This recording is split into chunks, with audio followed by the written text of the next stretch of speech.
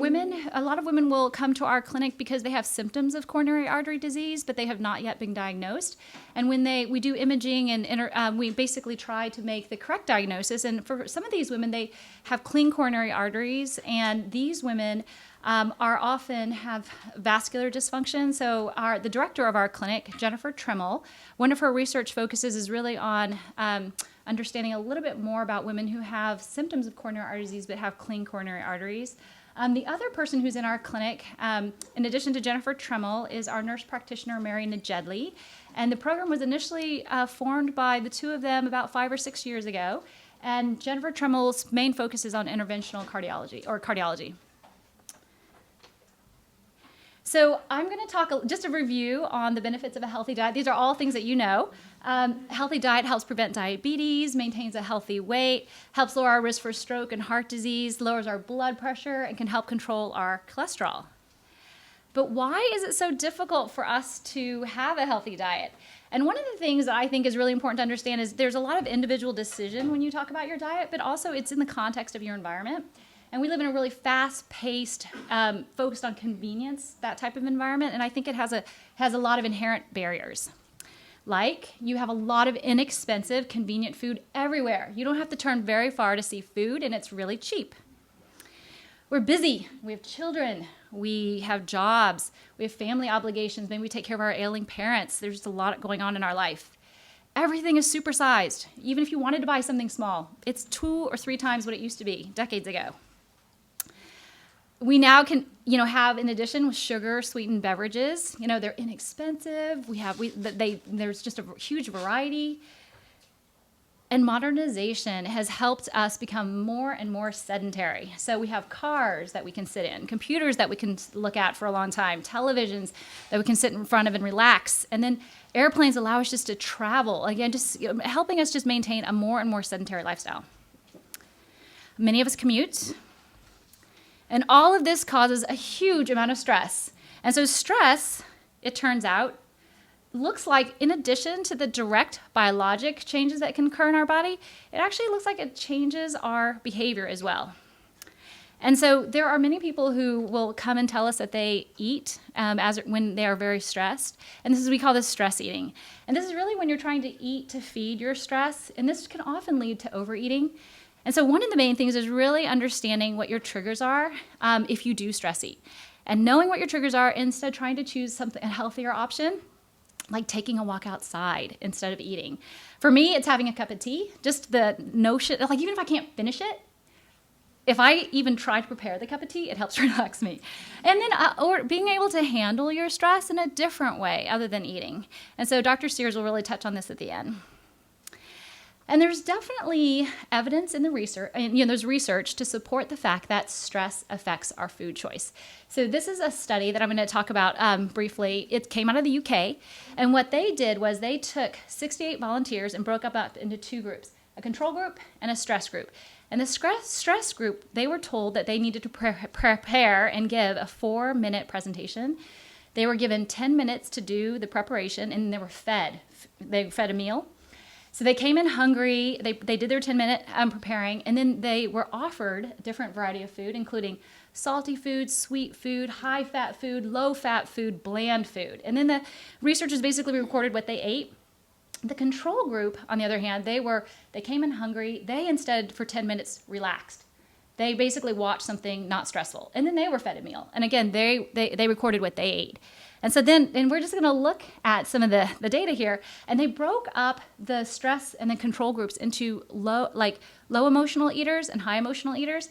And emotional eaters are people who tend to change their eating behavior with negative, when it's in a negative emotional environment.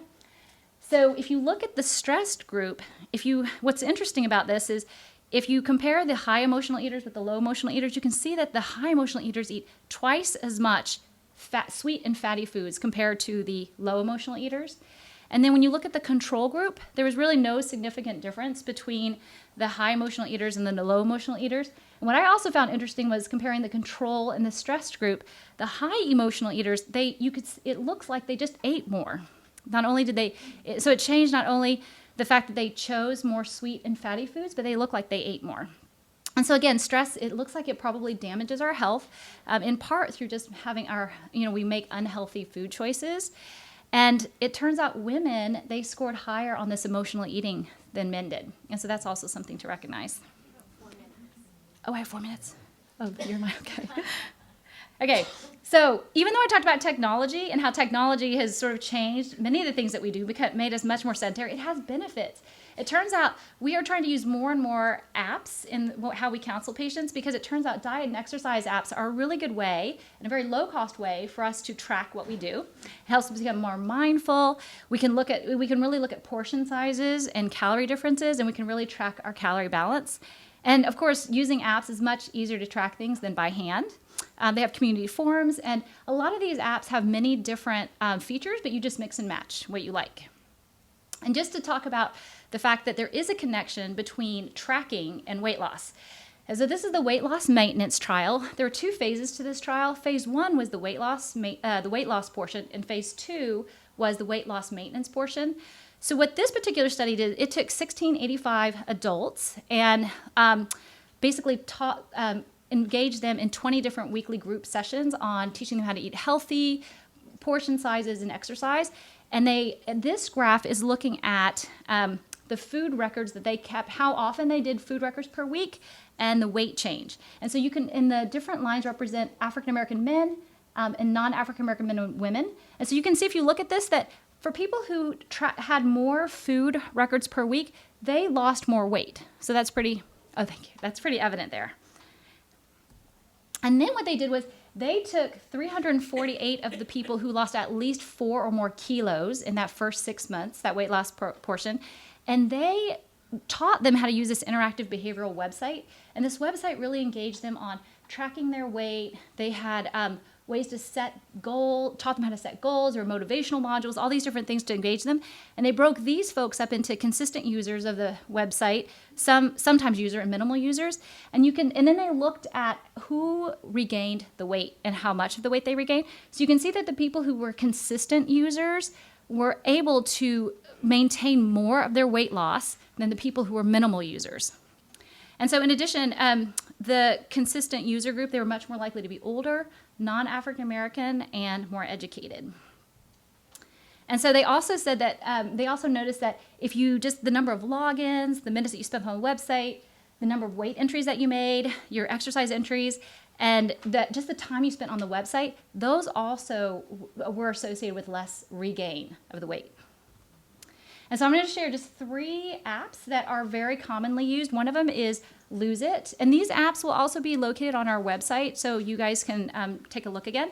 So Lose It's very popular. You're able to set your goal weight, log your current weight, track your weight loss. And they also have options to, if the food that you're looking for is not on there, they have an option for you to add the food and the recipe, so you can, it'll be more convenient the next time. There's a barcode scanner so that you can easily find your food, and there's a way for you to connect with your friends and family.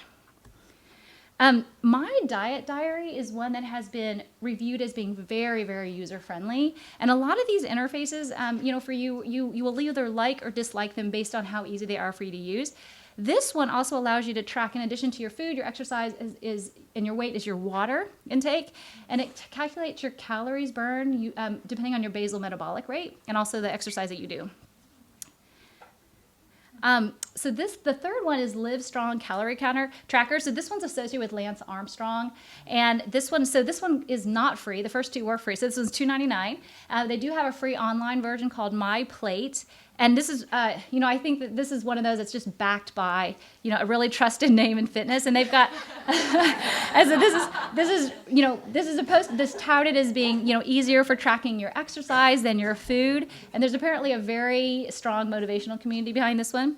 So this is my transition slide, but basically I just wanted to share some of the apps with you because it is really true. Just kind of like this squirrel realized that what you eat really affects sort of how you feel about your health. Okay, thank you.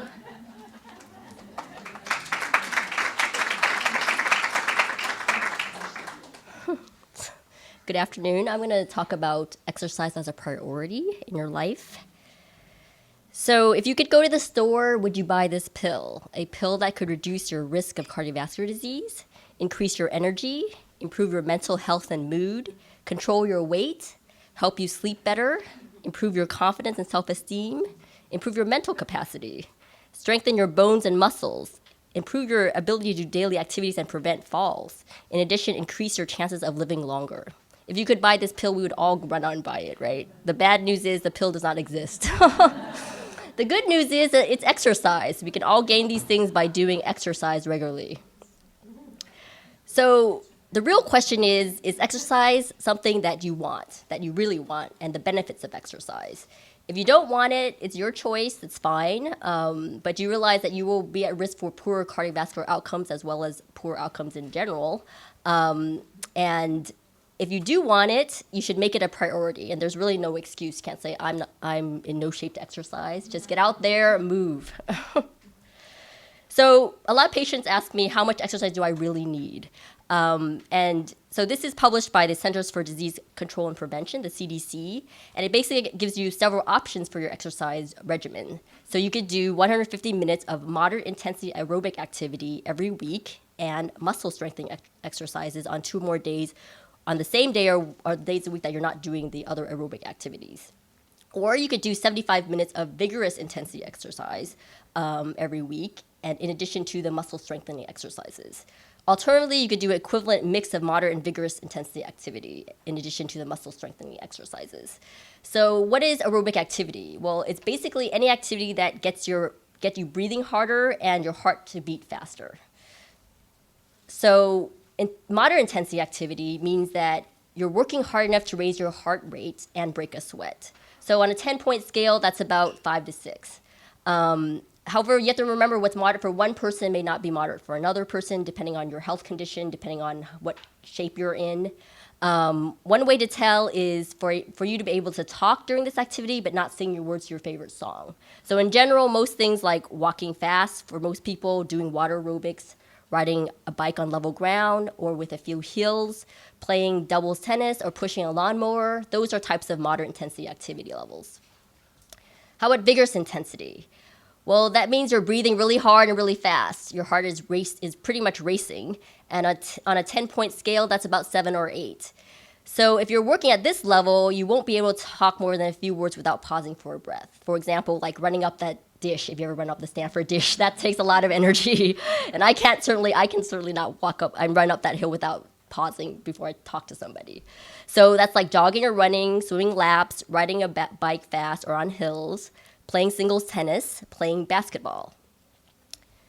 So what doesn't count? So light daily activities like shopping, cooking, or doing the laundry doesn't really count. Of course, sitting on the couch all day doesn't count because your body isn't working hard enough to get your heart rate up. However, if you're running through the store like madly dashing, yes, that does count, but most people don't do that. So how about muscle strengthening activities? Well, you could do these activities to strengthen your muscles on the same or different days that you're doing aerobic activity. However, we must remember that this doesn't count toward your aerobic activity level. To gain the benefits of these activities, you have to do it to the point where it's hard for you to do another repetition without help, such as this person who basically needs some help, but no one's there to spot him. So these activities include lifting weights, working with resistance bands, doing exercises that your body, using your body weight for resistance, like sit-ups and push-ups, which you can do at home, heavy gardening, digging and shoveling, and yoga. So those are all types of muscle strengthening activities you can do for your cardiovascular health. And so when we think about 150 minutes a day, that seems like a really, really long time, but it's actually the duration of a movie. And you also have to remember that you don't have to do it all at once. You could do 10 minutes at a time if you want. You could spread the activity during the week. For example, you can break it in smaller chunks of time during the day, like taking a 10-minute brisk walk 3 times a day. You do it 5 days a week. That's 150 minutes of moderate intensity activity. So it's all very doable, and all of us can, spare 10 minutes a day to take a nice walk outside. So it's also important to make these exercise easy and convenient, because if you make it too hard for yourself, you're not going to want to do it every day. So if you can't get to the gym, just run out of your house and run around the yard or something. That's a way to exercise. I have a treadmill in my garage, and I just go out there in 20 minutes, 30 minutes, and do some exercise when I'm bored. So that's a good way to do it. You could also do home exercises. walk around your house, do stairs, do floor exercises. You could do weights in your house, use cans. You could exercise while you're watching TV. So the hula hoop is a good way to do that, to do exercise when you're watching TV. I tell some patients to do that. They look at me like I'm crazy. But it's a really good fad, and a lot of actually celebrities are getting into the hula hoop. It's good for the core, and it gives you something to do when you're watching TV, and it's kind of fun. And if you have kids, they love it because they can also hula hoop. And I got my sisters into it, and they have kids, and they love it. So you can also exercise at work. You can have a walking meeting. You have a walking book club, or you can try an active commute. So his wife was trying to help him in this cartoon exercise by hiding his remote. So that's an alternative way. Hide the remote, and the person has to get up and change their TV set every time with the volume and everything.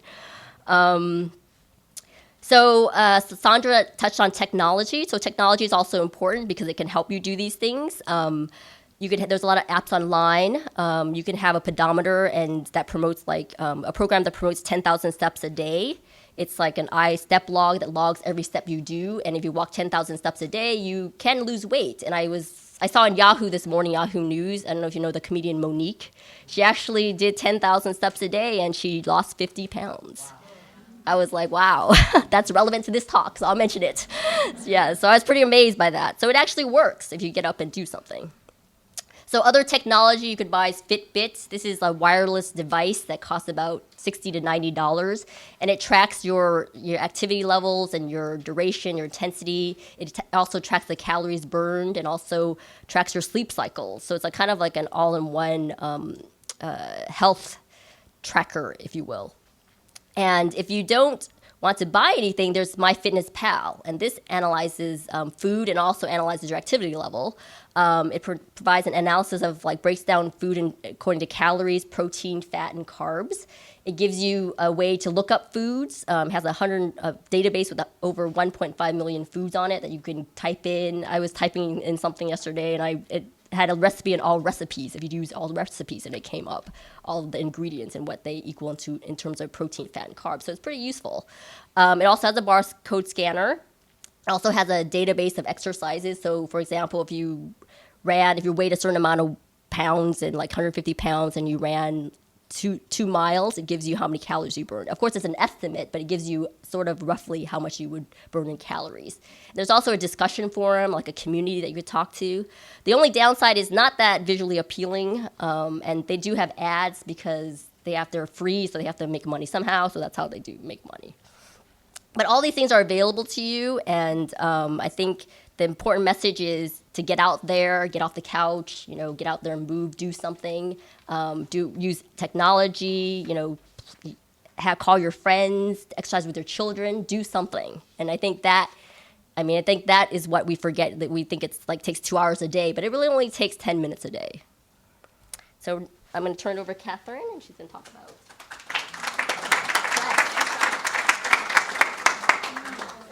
So it's really easy. All you have to do is what they said, right? No problem.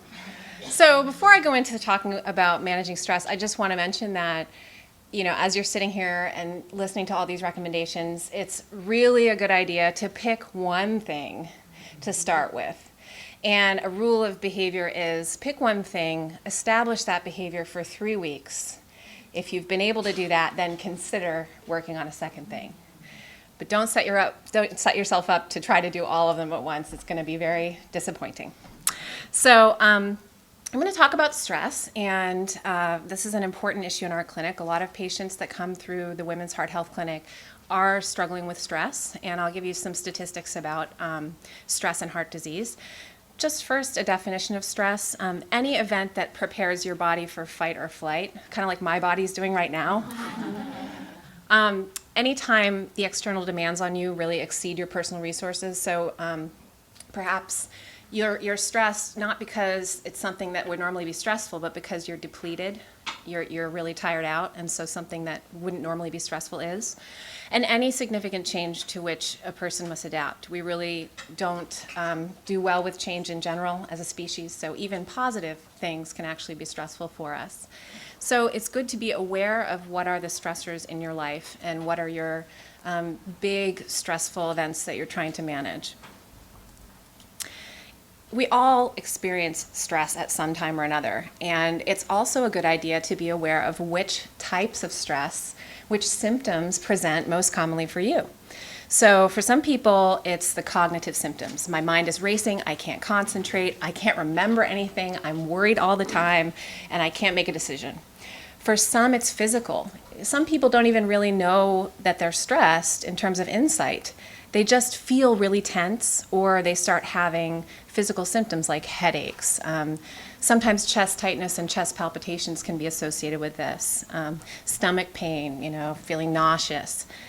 And then we have the emotional symptoms. I put the irritability picture up there. It's pretty common to be irritable when you're stressed. And then there's another category of behavioral symptoms, which we often don't realize are actually symptoms of stress. But this is, as Dr. Sai was talking about, when you start reaching for the food, you start reaching for more caffeine, you start actually acting out a little bit in relationships. So these are behavioral signs that you're under stress. So for each of us in this room, it's a good idea to be able to notice what's your primary category of stress symptoms, where you're going to start to be aware, oh yeah, when I'm stressed, this is the first thing that goes. And that will help you to do some intervention. So stress is associated with heart attacks in women. While work-related stress doesn't predict it as strongly as for women as for men, it still can double a woman's 5-year risk for diagnosis of coronary heart disease. I just listed a few odds ratios here. Basically, this means that the women who had persistent work stress in their lives compared to women who had no work stress in their lives were about 11% more likely to have a heart attack. That's compared to men who are 134% more likely to have a heart attack. So as women, we are somewhat protected, but it's not something that we can totally rely on. We're not immune. And also general stress at home or at work can really increase the chance of MI compared to those who report none. So the top numbers are about work stress. The numbers in the second bullet are just about stress in general. So it may not be that work stress gets us, but it can be home stress, family stress, and that kind of life stress. In general, we know that anxiety and depression occur more often in women than in men, CHD patients, and women show actually higher levels of distress after a procedure or after an event. Part of this is simply because we don't expect it. It doesn't fit for our expectation of what the kinds of problems that women have. We're expecting breast cancer, not heart attack. So there's a bit of cognitive adjustment and adjustment that goes with it. But we also know that some of the emotional stress from relationships is actually directly related with risk for coronary heart disease. So if it's not work stress and it's not family stress, it's relational stress that we need to be aware of. So we really do have to be careful no matter what's going on. So I have a whole presentation that I took a section from for this that talks about all these different strategies. So like if you're someone who experiences cognitive stress, you use cognitive strategies. If you're someone who experiences behavioral stress, you use behavioral strategies, and likewise. So you can kind of match your strategy to your stress. This is an excerpt for examples of cognitive techniques. So one of the things that happens when you're stressed is you get really overwhelmed. You can't prioritize. Your brain is actually supposed to work this way, so that if you're in nature and you're being chased by a bear, you see every possibility as equally threatening and you're extra cautious. Well, that doesn't work so well in regular life. You see everything as equally important and you can't figure out which to do first. So prioritize, write down a list, acknowledge that your mind is in stress mode, ask yourself what's really essential that has to happen today, and notice whether there are certain things that are actually more of a want than a need that could be lower down the priority list. Definitely a behavioral strategy that I would recommend to everyone is taking frequent breaks. And this relates to, again, what Dr. Sai said about the fast-paced life that we lead, computers, a lot of sedentary time. And also, I don't know if this happens to any of you, but when I sit in front of the computer for too long, I start going like this. it's like I'm just so engaged with what's happening there. And that starts to hurt, actually, after a while. So we need to take breaks, not just for our bodies, but for our mental stress as well.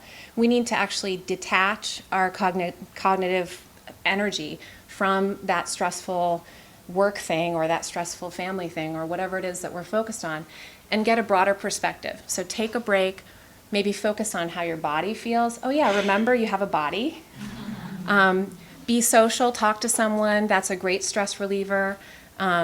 Definitely taking in your environment. So going outside, go for a walk. If you're having trouble getting your mind off the stress, then force yourself to describe to yourself what you see. Oh, it's a birch tree and it has these leaves, or it's some pretty flowers. Describe the colors, describe what you see, and that will help you kind of get out of your mind and into, oh, there's this world out here that will help me relax. And always being present, where you can really take in what's happening with your five senses and not only what's happening up here.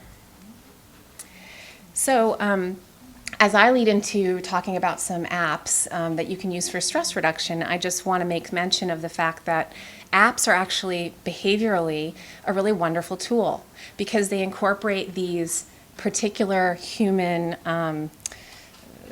kind of what we need as humans in order to help change our behavior. So what we know really works is to set specific goals, to review those goals, to monitor our behavior, and then to get feedback on our performance. Without these things, it's hard for us to change behavior. And this is what I do with people when I'm doing behavioral change. I'm helping them with diet, or I'm helping them with exercise, or I'm helping them with stress management. It's all about these four things. So you guys can get it right in your smartphone. Your smartphone will help you with these things. So one of the ones I'm going to mention today is called Mood Kit. And again, all of this will be on the website, which we're going to post at the end of this presentation, so you can write down the web address. Mood Kit is a really nice mood tracking instrument. It's not something that is really comprehensive in terms of kind of intervention, but it's very, very good for self-awareness. So if you're kind of wanting to know, what is the pattern of my moods? You know, why do I sometimes get grumpy and I sometimes get stressed and I sometimes feel sad? You know, what's going on? You can start to use this tracking to pinpoint, well, maybe there are certain events that are triggering certain moods. Maybe it's certain times of the week, or whatever's going on. You can start to understand it better when you start tracking it. So this is a great tracking application. It also has a little list of what we call thought distortions, so that gets into something called cognitive therapy. If you know a bit about this, you know that there are times when we can actually be irrational. It's possible. So this type of labeling of your thoughts helps you see when maybe your thoughts are going a little bit off of the rational path. You can label it as one of those types of distortions, and then you can help yourself get back on track. Another great app with cognitive techniques is called iCouch-CBT. You get to be your own therapist. So this also builds on that idea of cognitive therapy, where this is actually a bit more comprehensive to leading you through the steps of reframing your thoughts to be more rational, more balanced, and usually that's more, they feel more safe and reassuring once you've done that. So this is actually one that I would recommend. I think this one does cost money. This one's about $2.99. And then finally, this is one that's just soothing and relaxing. It's the Cleveland Clinic Stress Meditations. Nice music, nice images. If you feel like you just need a break, even if it's 2 minutes, you can do this. And one of the reasons this is helpful is because it's stimulation. It gives you sound, it gives you something to look at, and that helps pull you out of the mental stress that you're experiencing. For many in this room, you might have heard about mindfulness as a great way of stress reduction. So that is fantastic too. But if you're just feeling so keyed up that even mindfulness is hard to do, it takes some mental discipline, this kind of meditation will help. It gives you stimulation to pull you out. So I would definitely recommend looking into this. And as I said before, if you're going to take something from today, it's just pick one of these things and start working on them. So don't download all 7 apps that we've decided. Just pick one of them and start working on it. So to conclude, we just want to say that in general, in this fast-paced world, we really need to slow down. We need to smell the roses, and we need to take breaks, take times for ourselves and for our health. we need to, enjoy what's here for us. And usually we're moving too fast to really be able to enjoy it. But if you can manage to arrange your life so that stress doesn't have such a hold, you can actually really enjoy every moment. So those who think they have not time for bodily exercise will sooner or later have to find time for illness, unfortunately. So we thank you so much for coming today, and this is our website where you can get the information from today's talk. Thank you so much.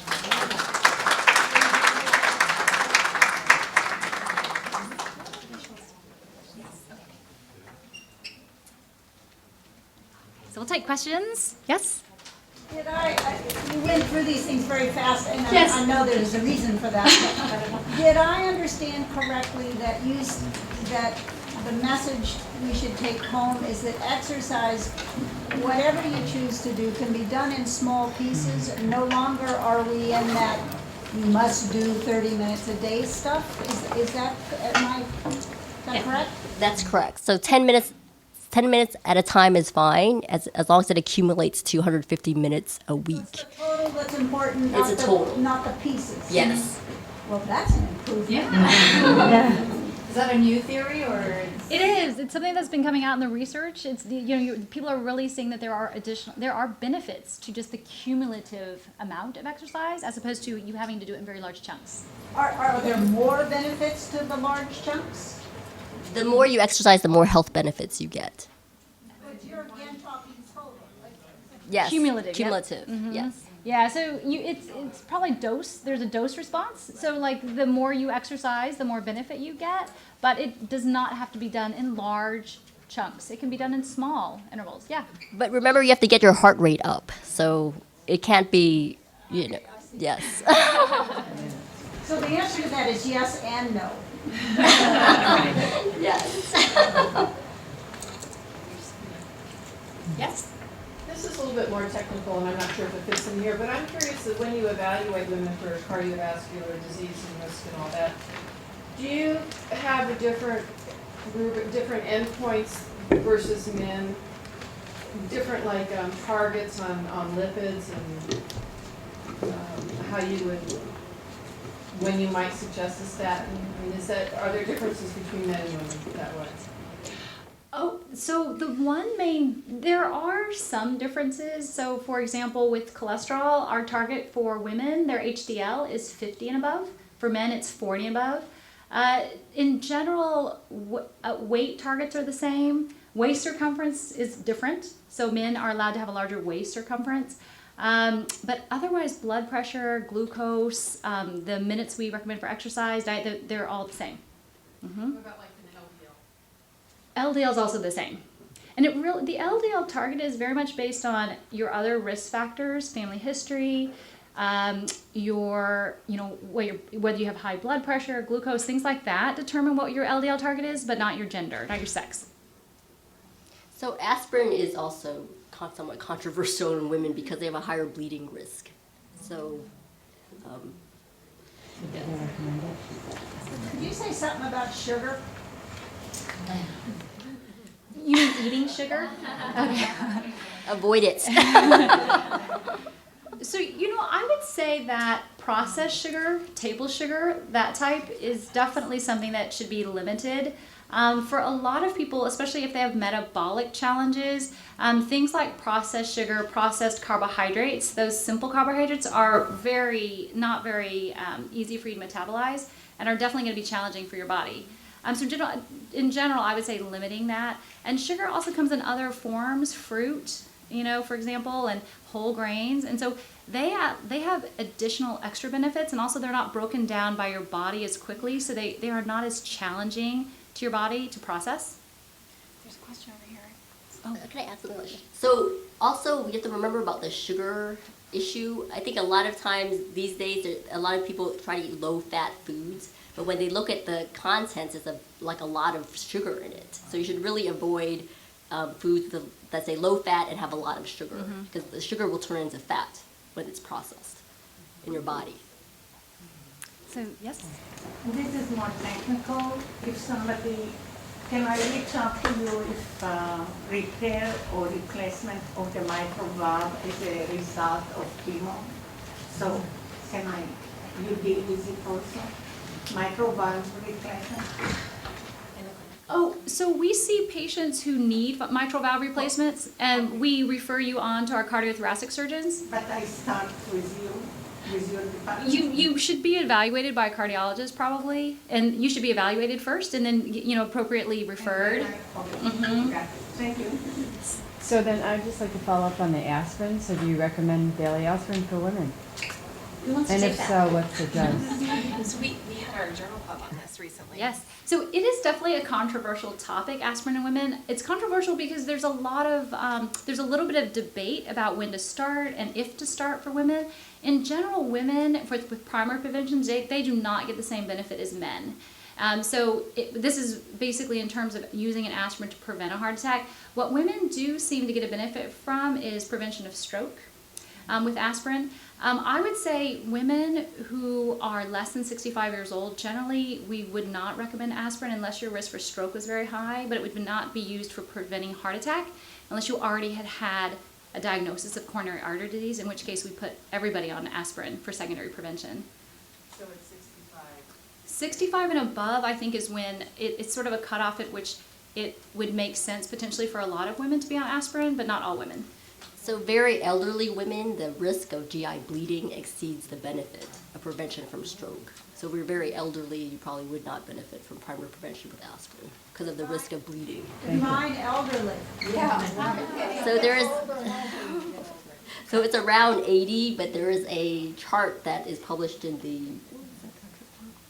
The Cleveland Clinic has a stroke. You mean this? Oh, the U.S. Preventive Services Task Force, which is basically a nonprofit organization that puts out recommendations for prevention. They have a calculator for us to really look at risk versus benefit of using aspirin, and we try to use that so that if we put you on aspirin, your benefit exceeds your risk of bleeding, of bleeding. Yes. from GI bleeding, gastrointestinal bleeding. We have time for one more question. Oh, okay. I think the lesson from this morning and a lot of other research is that there's tremendous variability within women and within men, and probably the variability within each group is tremendously more than the small differences. And so on the HDL question, I was thinking back to that. How big is the difference between males and females, and is it really more variability within each group, so that making gender-based diagnosis in a sense doesn't make much sense? So you're basically saying you're recognizing the fact that men are different than women, or women are different than men. Some men are different than some women. Yeah. Right, yeah, and I mean, the research definitely shows that women are different than men, and so that's the main focus of our clinic, is really recognizing that, and the fact that we act like in terms of looking at them from a prevention, diagnosis, and treatment, and even prognosis standpoint, women do differently, they are different than men. Yes, okay, right. And so, but there are definitely similarities, and so a lot of the guidelines that we go by, a lot of the research has been based on men, and so we're just trying to, and Dr. Nguyen is very involved in this and doing just gender-based, sex-based research to try and pull out the differences, and how big are those differences? Do you want to say anything? Yeah, so there's going to be there's a push toward involving more women in clinical trials so that we bring out these sex differences, because in the past it's all been based on men. And in terms of individual variability, of course there's also a push toward personalized medicine that will come in the future. But for right now, a lot of these recommendations are based on large population studies. Thank you so much. Thank you. Thank you.